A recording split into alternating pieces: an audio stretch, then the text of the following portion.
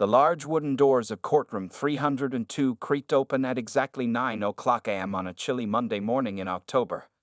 Judge Michael Sullivan straightened his black robe as he walked to his bench, his polished shoes making soft sounds against the marble floor. At 67 years old, his hair had turned completely white, but his blue eyes remained as sharp as ever, scanning the crowded courtroom with practiced efficiency.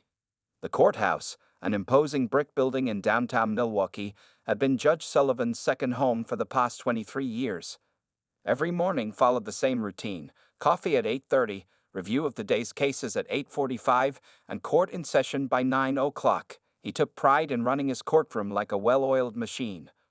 "All rise." The bailiff's voice boomed through the room. The shuffle of feet and rustle of clothing filled the air as people stood up. Judge Sullivan nodded slightly, and everyone sat back down. "First case," he announced in his deep, authoritative voice. The morning proceeded as usual: traffic violations, minor disputes, and parking tickets. Judge Sullivan handled each case swiftly, rarely looking up from his papers. His reputation for being strict but fair had earned him respect among his colleagues, though some lawyers whispered that he had become too mechanical in his judgments over the years. At 10:45 a.m., the bailiff called out, "Case number 47, Dorothy Washington, parking violation on Marshall Street." A small figure rose from the back of the courtroom. Mrs. Dorothy Washington, dressed in a neat navy blue dress and wearing a simple pearl necklace, made her way slowly toward the front. At 72 years old, she walked with dignity despite her slight limp, her silver hair neatly styled, and her worn leather purse clutched tightly in her weathered hands. The court clerk handed Judge Sullivan the file.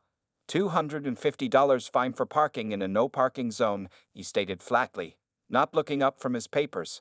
His pen was already moving to sign the judgment. "Your Honor." Mrs. Washington's voice was soft but clear, carrying the warmth of the South where she had grown up. "If I could explain." Judge Sullivan cut her off with a practiced wave of his hand. "Mrs. Washington, the photographic evidence shows your vehicle clearly parked in a marked no parking zone at 3:45 p.m. last Tuesday. The sign was visible, and the law is clear on this matter." Mrs. Washington's shoulders straightened slightly. "Yes, Your Honor, I understand, but there were circumstances." "Circumstances don't change the law, Mrs. Washington." Judge Sullivan interrupted again, his tone carrying the weariness of someone who had heard every possible excuse. The morning sun streaming through the high windows cast shadows across his stern face. "The fine stands at $250, payable within 30 days. The elderly woman's hands tightened on her purse, but her voice remained steady. "Your Honor, I'm not disputing the violation. I only wish to explain that I was delivering medication to Mrs. Jenkins, who lives in that building. She's 85 and can't walk to the pharmacy anymore." For the first time that morning, Judge Sullivan's pen paused above the paper. Something in her voice, perhaps its dignity, or maybe its familiar warmth, made him look up briefly. He saw an elderly black woman standing tall despite her age, her eyes clear and direct, showing neither fear nor defiance, only a quiet determination to be heard. The courtroom had grown unusually quiet. The usual shuffling of papers and whispered conversations had ceased. Even the bailiff, Tom Martinez, who had worked with Judge Sullivan for 15 years, sensed something different in the air. Judge Sullivan's finger tapped his desk twice, a habit he had when something didn't sit quite right with him. But rules were rules, and he had built his career on following them strictly. He looked back down at his papers, ready to finalize the fine. "The law must be applied equally to everyone, Mrs. Washington," he stated, his voice carrying the finality of judgment. "The court cannot make exceptions based on personal circumstances, no matter how well-intentioned. The fine stands at $250. As Mrs. Washington turned to leave, her pearl necklace caught the sunlight, sending a brief flash across the judge's desk. She hadn't argued further, maintaining her dignity as she gathered her belongings. Little did Judge Sullivan know that this seemingly routine Monday morning case would soon force him to question everything he thought he knew about justice, fairness, and the true meaning of law. Mrs. Washington's hand trembled slightly as she opened her worn leather purse to find her reading glasses. The courtroom felt colder now, with the morning sun hiding behind gathering clouds outside. Judge Sullivan watched with mild impatience as she carefully unfolded a piece of paper from her purse. "Your Honor," she began again, her voice carrying the gentle strength of someone who had seen many winters. "I have something here that might help explain my situation better." Judge Sullivan leaned back in his chair, fighting the urge to sigh. After 23 years on the bench, he had heard every possible excuse. His eyes drifted to the large clock on the wall. There were still 15 more cases to hear before lunch. "Mrs. Washington," he spoke firmly, "we've already established that you parked illegally. The photographic evidence is clear."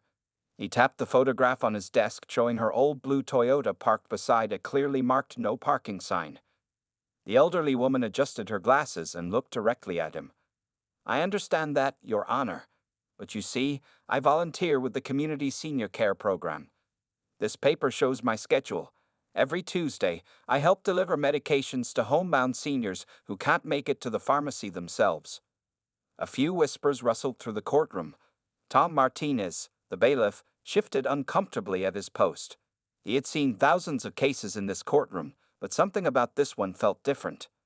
Judge Sullivan's face remained impassive. "While your volunteer work is commendable, Mrs. Washington, it doesn't exempt you from following parking regulations. The law must be applied equally to everyone." Mrs. Washington nodded slowly, folding the paper back with careful movements. "Yes, Your Honor. But that Tuesday was different. Mrs. Jenkins had run out of her heart medication. The pharmacy delivery service couldn't come until the next day, and she can't walk down 3 flights of stairs anymore." The judge's fingers drummed against his desk, once, twice, 3 times. A habit he'd developed over years when something didn't sit quite right. But rules were rules, and he had built his reputation on being consistent. "The fine remains at $250, he declared, his voice carrying the weight of final judgment. "Payable within 30 days. He reached for his gavel, ready to move on to the next case. Mrs. Washington stood there for a moment longer, her dignity intact despite the disappointment visible in her eyes. She reached into her purse and pulled out a small, faded photograph. "Before I go, Your Honor, I wonder if you might look at just one more thing," she said quietly. "It's from about 25 years ago. I think you might find it interesting." Something in her tone made Judge Sullivan pause, his hand still resting on the gavel. The courtroom had grown unusually quiet, the normal shuffling of papers and whispered conversations completely silent. "Mrs. Washington, this court has procedures to follow," he stated, though his voice carried a hint of uncertainty now. "We can't." "It's a picture from my son's medical school graduation," she continued, her voice growing stronger.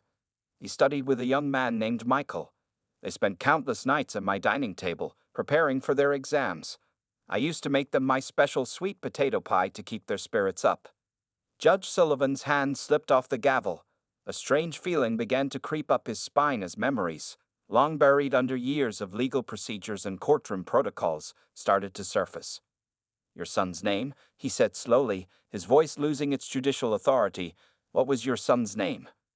Mrs. Washington smiled gently, holding out the photograph. "James," she replied. "Dr. James Washington now. And the young man he studied with?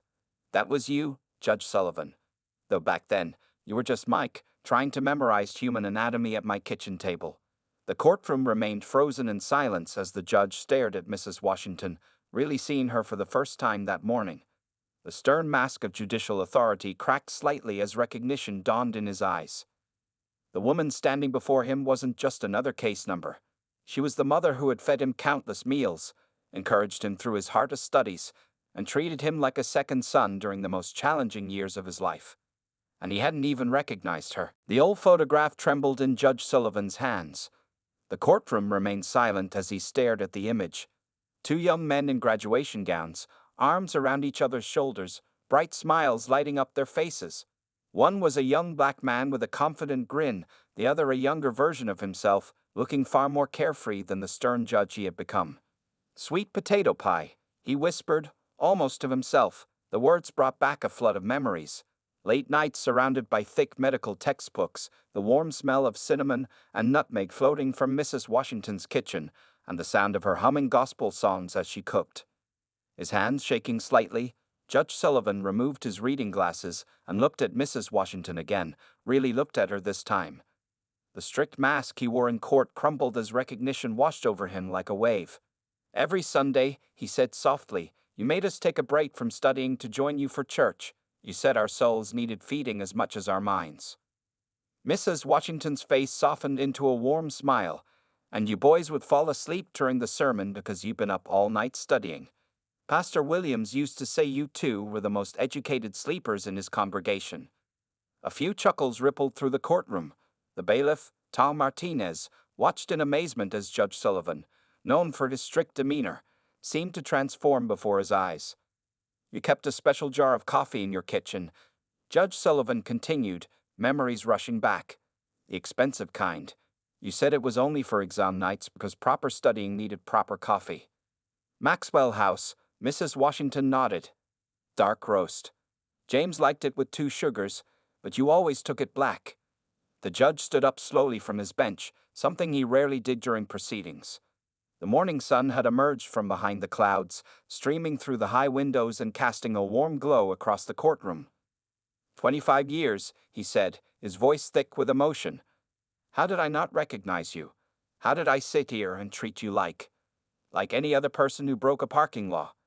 Mrs. Washington finished for him, her voice gentle but carrying a hint of challenge. That's what you're supposed to do, isn't it? Treat everyone the same under the law. Judge Sullivan walked down from his bench, still holding the photograph. The other people in the courtroom watched in stunned silence as their stern, by-the-book judge approached Mrs. Washington. The law should be applied equally, he agreed, but not blindly. Justice without mercy isn't justice at all. That's something you taught us both, isn't it? During those long study nights when James and I would debate medical ethics. Mrs. Washington's eyes grew misty. You remember those conversations? I remember everything, Judge Sullivan replied. The way you'd let us argue for hours about right and wrong, about rules versus compassion. Then you'd serve us pie and say, boys, sometimes the right answer isn't in your textbooks. He turned to address the entire courtroom, his voice carrying a new kind of authority, not the stern power of a judge, but the wisdom of someone who had just remembered an important truth. This court will take a 15-minute recess, he announced.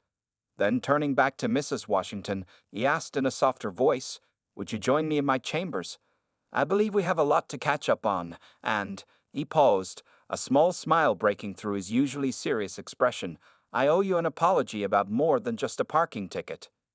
As Mrs. Washington followed Judge Sullivan toward his chambers, the other people in the courtroom began to whisper among themselves. They had just witnessed something extraordinary, a moment when the cold letter of the law had given way to the warm spirit of recognition and humanity. Tom Martinez, still standing at his post, shook his head in wonder. In 15 years, he had never seen Judge Sullivan smile in court. As he watched the judge escort Mrs. Washington with gentle respect, he realized that sometimes the most powerful lessons about justice come not from law books, but from moments of genuine human connection. In Judge Sullivan's chambers, the morning sun filtered through Venetian blinds, casting striped shadows across his heavy wooden desk. Mrs. Washington sat in the leather chair across from him, her hands folded neatly in her lap. The old photograph lay between them, a bridge across 25 years of memories. I can still smell that kitchen of yours, Judge Sullivan said softly, his stern judicial manner completely gone now, especially during exam weeks. The coffee, the pie, and always something simmering on the stove. Mrs. Washington's eyes sparkled with remembrance. You boys were so skinny back then. I told James, you can't study on an empty stomach. And where James went, you followed. The judge closed his eyes, letting the memories wash over him. It was 1999, and he was just Mike Sullivan then, a stressed medical student with more ambition than money. The small yellow house on Maple Street had become his second home during those challenging years. That first night James brought you home, Mrs. Washington continued. You were both soaked from the rain. Your textbooks wrapped in plastic bags to keep them dry. I remember thinking, now here's a boy who cares about his education. Sullivan nodded, remembering that stormy night. The library had closed early because of the weather. We had a big anatomy exam the next day, and I was panicking because I had nowhere to study. And James said, Mama, my friend needs help. Mrs. Washington smiled. That's all he needed to say. From that night on, you were family. The judge stood up and walked to his office window, looking out at the city below. Your dining room table, he said. That big oak one with the scratch on the corner. We spend hundreds of hours there, flashcards spread everywhere, medical journals stacked so high they'd topple over.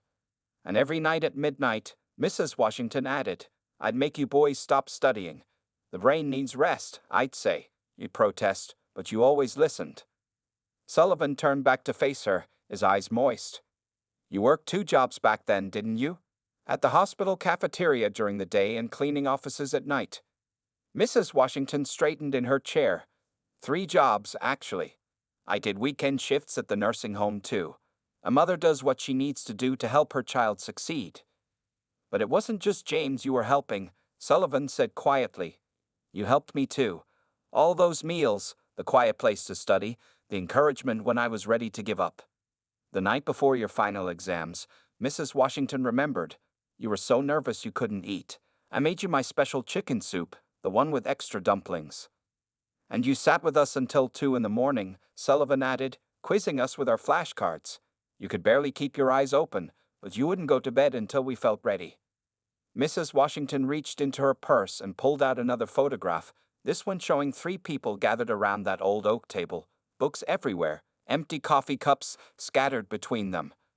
James found this one last week when he was helping me clean out the attic. Judge Sullivan took the photo with trembling hands. There he was, young and determined, pointing at something in a textbook.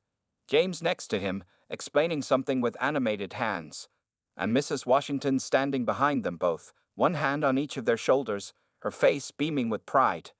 We made it through medical school because of you, Sullivan said, his voice thick with emotion. James became a brilliant surgeon, and he looked around his chambers, at his law degrees hanging on the wall. Well, I chose a different path eventually. Both paths help people, Mrs. Washington said gently. Medicine heals the body, and justice heals society. At least it should.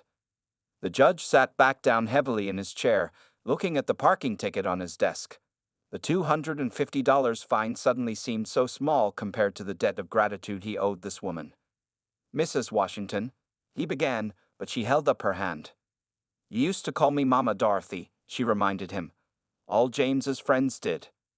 For the first time that morning, Judge Michael Sullivan smiled, a real smile that reached his eyes. Yes, he said softly, yes, I did, Mama Dorothy. And I should never have forgotten that. Back in the courtroom, after their emotional reunion in his chambers, Judge Sullivan called for attention. The room fell silent as Mrs. Washington stood before the bench once again, but this time the atmosphere felt completely different. Mrs. Washington, Judge Sullivan began, his voice carrying a new warmth. Please tell the court exactly why you parked in that no parking zone last Tuesday. She stood straight, her pearl necklace catching the light. Mrs. Jenkins, she's 85, Your Honor, ran out of her heart medication. The pharmacy delivery service said they couldn't come until Wednesday, but she needed it that day. She lives on the 3rd floor and can't manage the stairs anymore. And what made this situation urgent? The judge prompted gently. Her prescription bottle was empty, and she'd already missed 1 dose. Mrs. Washington explained, her voice steady. I've known Martha Jenkins for 30 years. When she called me crying, saying she couldn't reach her doctor and the pharmacy couldn't help, I knew I had to do something. Tom Martinez, the bailiff, watched as Judge Sullivan leaned forward, genuinely interested now. The stern mask of justice had been replaced by real concern. Tell us about your volunteer work, Mrs. Washington, Sullivan requested.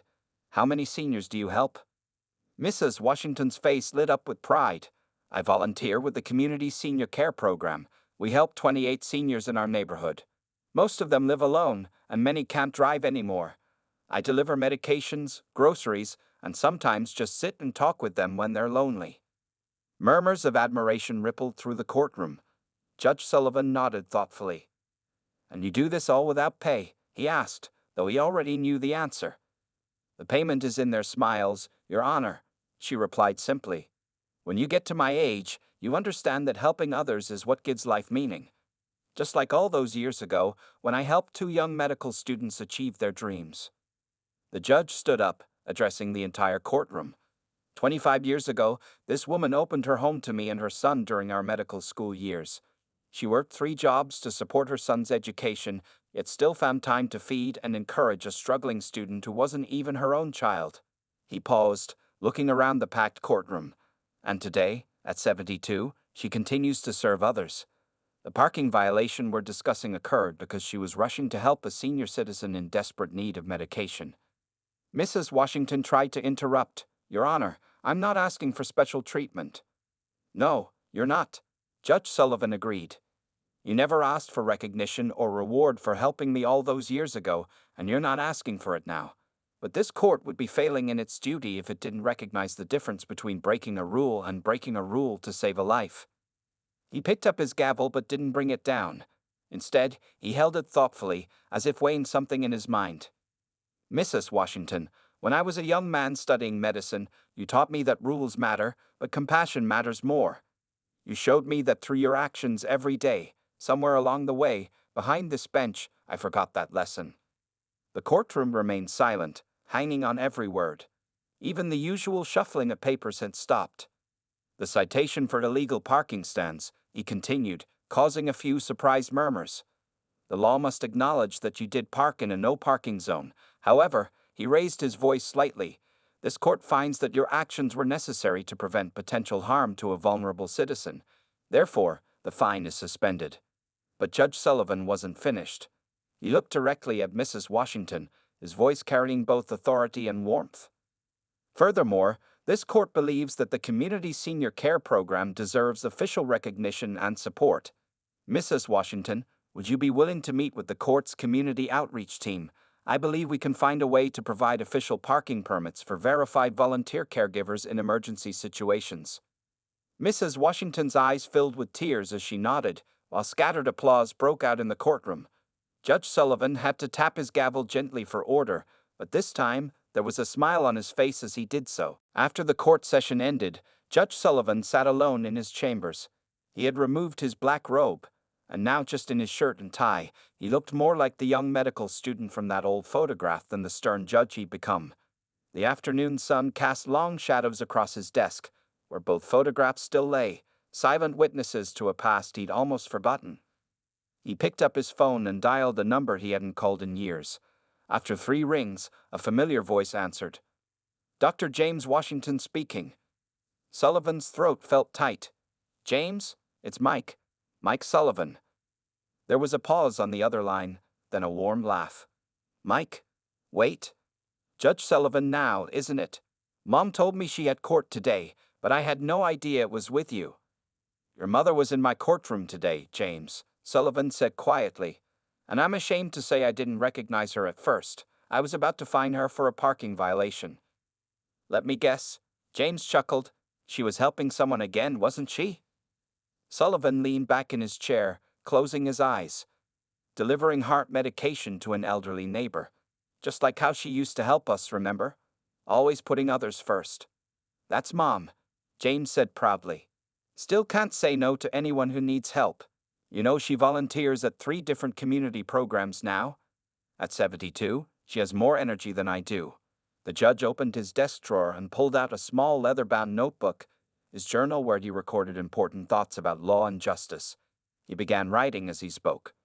"James, seeing your mother today made me realize something. Over these years on the bench, I've become too focused on rules and not enough on the reasons behind them. I've been judging cases without really seeing the people." "Sounds like you got one of Mom's life lessons today," James laughed. "She's still the best teacher we know." Sullivan wrote faster in his journal.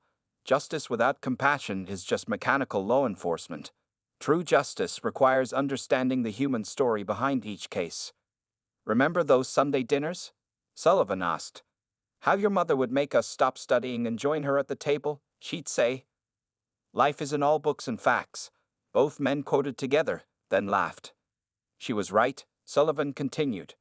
"Just like she was right about so many things. Today, she came into my courtroom for a parking violation, but she ended up teaching me again, just like in the old days." He looked at the case files on his desk, dozens of them, each representing a person with their own story. How many of those stories had he missed, he wondered, in his rush to apply the law efficiently. "James," he said suddenly, "I'm making some changes in how I run my courtroom. Your mother helped me see that I've lost something important over the years, the ability to see the human side of justice. Mom has that effect on people, James replied warmly. So, what are you going to do? Sullivan pulled out a fresh sheet of paper and began writing. First, I'm establishing a new program for volunteer caregivers like your mother to help them avoid parking issues when they're helping seniors. Second, I'm going to start requiring more detailed background information for every case, even minor violations. And third, he paused, smiling, I'm coming to Sunday dinner this week if the invitation still stands. Are you kidding? Mom will be thrilled. She still makes that sweet potato pie, you know.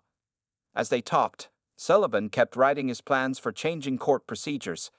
Each new rule would focus on understanding before judging, on seeing the person before seeing the violation. It would mean longer court sessions and more work, but he knew it was right. Before hanging up, Sullivan had one more question. James, how did we lose touch? After all those years studying together, after everything your mother did for us. There was a thoughtful pause on the other end. Life got busy, Mike. We became different kinds of doctors, you of law, me of medicine. Maybe that's another lesson Mom's teaching us today. It's never too late to reconnect and remember what really matters. The next morning, Judge Sullivan arrived at the courthouse an hour earlier than usual. He carried a thick folder under his arm and wore a look of determination on his face. Tom Martinez, the bailiff, noticed something different about the judge. He seemed more relaxed, more approachable, almost younger somehow. Good morning, Tom, Sullivan called out cheerfully, something he'd never done before. Could you help me set up the conference room? We're having a special meeting before court begins. By 8:30 a.m., the conference room was filled with court staff, social workers, and representatives from various community organizations. Mrs. Washington sat in the front row, looking surprised but pleased to be there. Next to her sat Dr. James Washington, who had taken the morning off from his medical practice to attend. Judge Sullivan stood at the front of the room, no longer wearing his judicial robe but instead a regular suit. He looked more like a community leader than a stern judge. Yesterday, he began, his voice clear and strong, something extraordinary happened in our courtroom. What started as a simple parking violation turned into a lesson about justice, compassion, and community service. Today, we're here to turn that lesson into action. He clicked a button, and a presentation appeared on the screen behind him. The title read, Community Care Justice Initiative. First, Sullivan continued, we're establishing a special parking permit program for verified volunteer caregivers. Mrs. Washington, would you help us design this program? Your experience would be invaluable. Mrs. Washington nodded, smiling warmly. I'd be honored, Your Honor. Please, Sullivan said with a gentle smile, call me Mike, at least outside the courtroom. He moved to the next slide, which showed a plan for a new community outreach office within the courthouse. Second, we're creating a department dedicated to understanding the human stories behind our cases.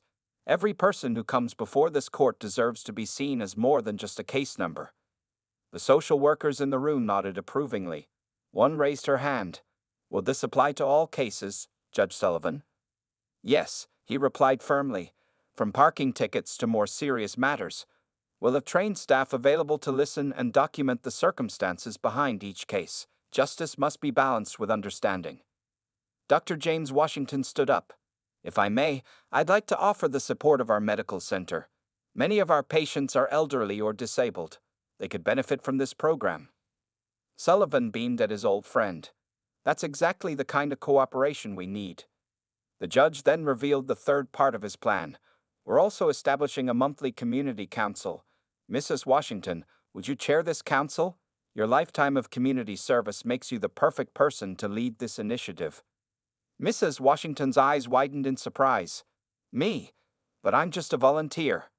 Mom, James interrupted gently, you've never been just anything. You worked 3 jobs to put me through medical school, you've helped countless seniors in our community, and you even helped shape a future judge's understanding of justice. The room burst into appreciative applause. Mrs. Washington dabbed at her eyes with a tissue. There's one more thing, Sullivan announced once the applause died down. He held up an official-looking document. The City Council has approved our request. Starting next month, will have designated parking spots near senior living facilities for verified volunteer caregivers. And the first permit. He walked over to Mrs. Washington, handing her a small card with her name on it. Goes to you. Mrs. Washington took the permit with trembling hands. This will help so many people, she said softly. That's not all, Sullivan continued. We're also starting a training program for other courts to implement similar initiatives. Mrs. Washington, your story, our story, will help change how justice is served across the city.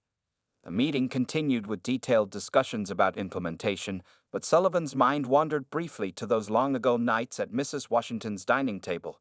He wanted to be a doctor then, to help people. Life had led him down a different path, but now he realized he could still fulfill that dream, not by healing bodies, but by healing the way justice was served in his community. 6 months later, Judge Sullivan's courtroom looked very different. The wooden benches were the same, and he still wore his black robe, but the atmosphere had completely changed. A new sign hung beside his bench. Justice with compassion. On this bright spring morning, Sullivan sat in his chambers, reviewing a special report.